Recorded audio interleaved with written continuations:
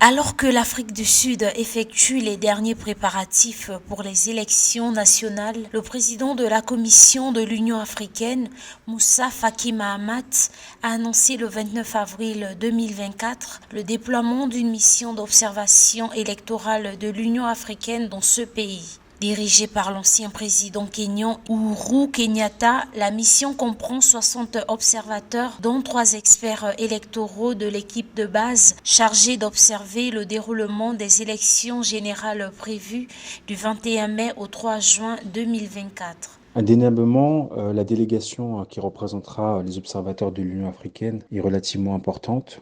Nous savons que dans ce contexte particulier d'élections générales en Afrique du Sud, qu'il va y avoir une bascule a priori selon les observateurs, avec a priori une empreinte et une influence beaucoup moins importante de l'ANC. La mission tiendra des réunions avec divers acteurs et observera les derniers préparatifs ainsi que le déroulement du processus électoral. Une déclaration préliminaire sera publiée par la mission d'observation après le jour du scrutin basée sur les résultats recueillis et fournira des rapports ou une évaluation impartiale sur la qualité des élections générales.